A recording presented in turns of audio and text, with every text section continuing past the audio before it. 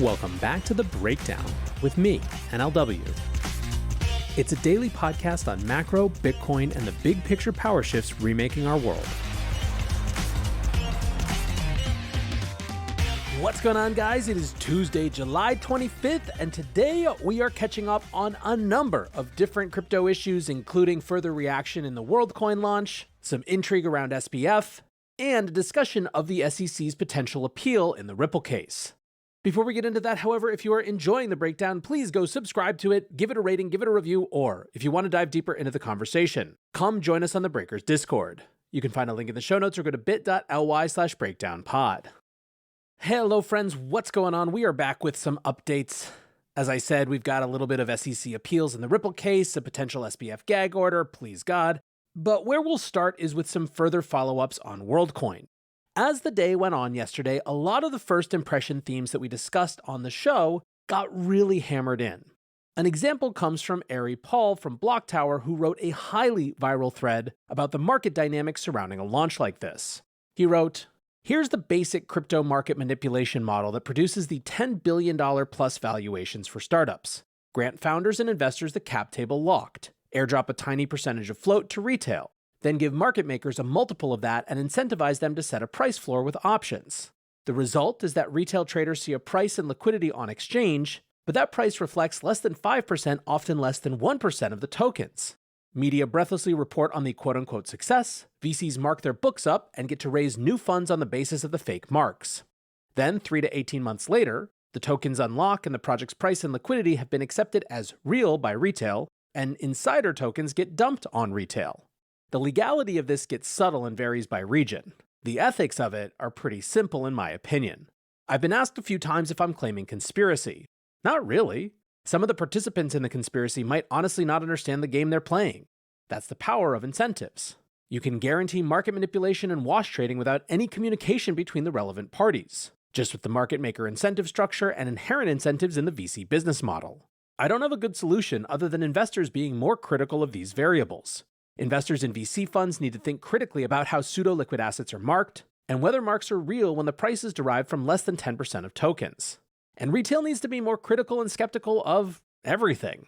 Price is only as real as it reflects the open market participation of all holders of the asset." Great little sum up from Ari there. Now, the other thing that started to come up a lot yesterday was questions of US legality. This was particularly after a kind of evasive answer on the Bankless podcast. There was one portion of the Bankless interview with project co-founders Sam Altman and Max Blania where they were asked about how the tokens will be distributed to people, and they sort of brushed the question aside, saying that they can't get into it due to, quote, regulatory uncertainty in the United States. CryptoLaw.us founder John E. Deaton said, "WTF did this dude just say? Did he literally say that he can't talk about how Worldcoin is distributed because of regulatory uncertainty in the United States? If there was ever a signal to run away as fast as you can from a project, here it is. Is he saying you can't tell how to acquire it or what you're acquiring because he might get sued? Now that I think of it, is he being smart and just following legal advice, or is he a moron? This is an example of the chaos caused when you have bad faith regulators like Gary Gensler intentionally keeping the regulatory environment as unknowable." Dr. Nick A. from Factory DAO writes, "Lol, what? The distribution of the token is literally the most basic bit of information anyone needs to make a decision on buying the token. Are they literally not disclosing the emission schedules because of regulatory uncertainty?" Gabriel Shapiro from Delphi Labs writes, "Naturally, regulatory problems are best addressed by adding as many information asymmetries as possible. Regulators love that." And Austin Campbell quote tweeted and said, "Piggybacking on a great point by LexNode here, one of the best defenses for almost any project is transparency. This greatly increases your odds of avoiding severe penalties because you aren't defrauding or abusing anyone when you give them all the info fairly." So I guess the thing to note here is that people don't like this evasive answer, but they potentially have different interpretations of how much they're blaming Worldcoin versus blaming the SEC and other regulators for the weird environment that we're in. Now, to the extent that there is a positive from all of this, it is definitely stirring up a conversation about things like privacy and biometric data. Real Vision CEO Raoul Pal wrote, "On Worldcoin, no view on the token, but 60% plus of the people on here already use Apple Face ID, and 90% gave all your private data to Google and Meta. You also have a passport, have global entry, use a credit card, carry a mobile phone, are captured on CCTV at all times, have medical records, etc., all of it centralized. Also, India rolled out retina and fingerprint scans for payments a few years ago, and it's incredible. You can literally buy a pint of milk with just a fingerprint, no phone, no wallet, no cash. We definitely need digital ID of humans urgently, and Worldcoin one answer. There will be many, but it is vital. The next step is fully decentralized versions with ZK proofs too. It too will come and is needed and desired. Worldcoin is another example of how blockchain changes everything and how it gets to 1 billion people. CBDCs too. The fight will be over centralization versus decentralization. Our physical nation-state stuff will be centralized, and our digital nation network state stuff will be mainly decentralized. I think the latter will end up more powerful. A last note for what it's worth, investor Jeremiah Alwang polled his followers on Twitter, or X or whatever we're calling it now, asking, "Are you going to adopt Worldcoin crypto by Sam Altman?" He says the goal is a coin for universal basic income. Eye verification is required at an orb station. Face ID/government ID photo is already required to enter most banking systems. Many phones capture face, and our faces are recorded countless times in public a year. In other words, Jeremiah is certainly pointing out that a lot of this already happens.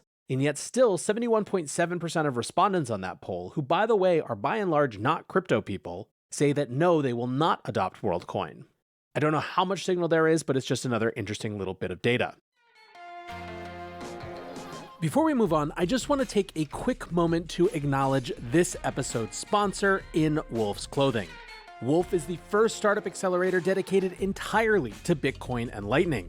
The program is in-person, features mentorship, guaranteed funding, and a chance to be a part of a community that is working on some of the biggest challenges surrounding Bitcoin and a world that is powered in more ways by Bitcoin. The people who run the program are great, the companies that have gone through it so far are awesome, and they are currently accepting applications for their third cohort coming up this fall. If you're interested, go check it out at wolfnyc.com. You can find out more information about the program and how to apply. Thanks again to Wolf for supporting the breakdown. And now back to the show. Next up, let's move over to Ripple. It's now been 11 days since the order in the Ripple case were handed down. And subsequently, a massive part of the speculation since then has hinged on whether the SEC will appeal that decision or if they will allow it to stand.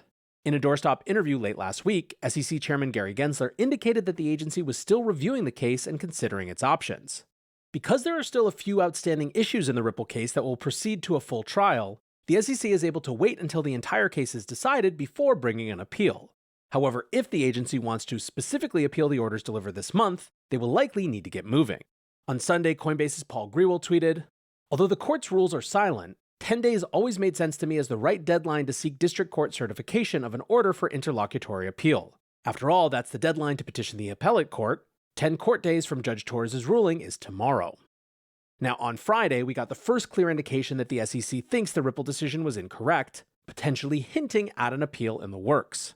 In a new filing in the SEC's case against Terraform Labs and its former CEO Do Kwon, the agency claimed the Ripple decision was flawed and could be appealed, urging the judge not to rely on it as precedent. Earlier in the week, Terraform Labs had filed a memorandum noting that the Ripple decision strengthened their motion to dismiss the case. The SEC's response to that said, quote, "Contrary to Terraform's assertions, much of the Ripple ruling supports the SEC's claims in this case and rejects arguments Terraform have raised here." The SEC argued that, with regard to the Ripple sales that were ruled to not be the sale of unregistered securities, that the decision, quote, "conflicts with and adds baseless requirements to Howey and its progeny." For that reason, the SEC said that, quote, "Respectfully, those portions of Ripple were wrongly decided, and this court should not follow them. SEC staff is considering the various avenues available for further review, and intends to recommend that the SEC seek such review." So basically, the SEC is arguing that the judge in the Ripple case went beyond the Howey test and introduced novel elements of law in applying Howey to the facts of the case. Now, in this filing, the SEC laid out their reasoning for thinking the Ripple decision was incorrectly decided. They addressed specifically the distinction drawn between sales to institutional investors and the general public. They claim that the Ripple decision, quote, "creates an artificial distinction between the expectations of sophisticated institutional and retail investors, improperly transforms Howey's reasonable investor inquiry into a subjective one, and turns on its head the reasoning underlying Howey and other cases." The SEC argues that although Terraform have pointed to a hodgepodge of purported factual differences regarding institutional investors, overall the Ripple decision in fact strengthens the SEC's position in the Terraform case. The SEC filing argues that, quote, "the court must draw reasonable inferences in the SEC's favor, including that the institutional buyers in this case, such as trading firms that purchased Terraform's crypto assets with no restrictions on resale, purchased because they view the assets as an investment opportunity into Terraform's efforts." Wrapping up the argument, the SEC draws the conclusion that, quote, "the underlying logic of the Ripple ruling is divorced from basic principles behind Howey and the federal securities laws more broadly. When distinguishing between classes of investors, courts construe the federal securities laws provisions to provide more, not less, protection to retail investors. Now, this is getting into the legal weeds, but one thing I did want to point out is the crypto industry kind of laughing at the hilarity of the SEC's position that in some ways the judge was a genius and in other ways she was an idiot. Lawyer Colin Spelton tweeted, "Love the ability to maintain the view that the judge didn't know what they were doing except in the one area we won where she was totally right and genius. Amazing." Now, as we close out today, drama in the FTX case is on the rise again. The judge overseeing Sam Bankman-Fried's criminal trial is considering forbidding parties and witnesses from communicating with the media. Please, for all of our sake, go for it. But in specific, the controversy began last Thursday when the New York Times published an article including extracts of Carolyn Ellison's personal journal from her time within the broader Sam empire. Carolyn was promoted to CEO of affiliated trading firm Alameda Research shortly before FTX collapsed and is a cooperating witness in the criminal case against Sam. On Friday, prosecutors alleged that the New York Times obtained Carolyn's journal from Sam himself and that the leak was a brazen attempt to intimidate and discredit her as a material witness. In this way, they opened concerns that this conduct could make a fair trial difficult and that the public disclosure of private information could taint a jury pool. They suggested then that parties to the case, including Sam, should be gagged from speaking with the media in relation to the forthcoming trial. On Sunday, SBF denied accusations that he was attempting to intimidate or embarrass Carolyn, but acknowledged handing over the material to reporters. His lawyers wrote in a letter to the court that, quote, "The government has taken a set of circumstances where nothing improper or impermissible occurred and has unfairly recast the events as a nefarious attempt by Mr. Bankman-Fried to quote-unquote discredit Carolyn Ellison and quote-unquote taint the jury pool. But Mr. Bankman-Fried did nothing wrong." In the letter, Sam agreed to the gag order, but asked that it be applied to witnesses in the case as well.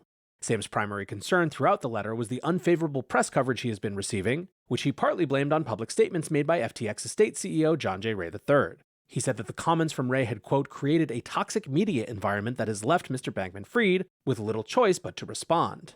And while SBF acknowledged handing over segments of Ellison's journal, he denied that they were part of evidence in the case. According to his lawyers, the newspaper already had the story completed and were seeking comment, and so he claims that the additional material he presented didn't really add much. He denied that his actions were intended to harass, discredit, or even cast Ellison in a poor light, but suggested that the New York Times article had been positive towards Caroline and negative towards himself. Now, ultimately, this matter will be determined in court on Wednesday, but the response from the crypto community was just a lot more head-shaking, best summed up by Crypto Yeti, who wrote, "SBF, he's a real piece of work." Now, one last bit of drama to watch. At the end of last week, photos of Sam apparently walking around New York City started appearing, with many jumping to claim that he was near the Southern District of New York Attorney's Office.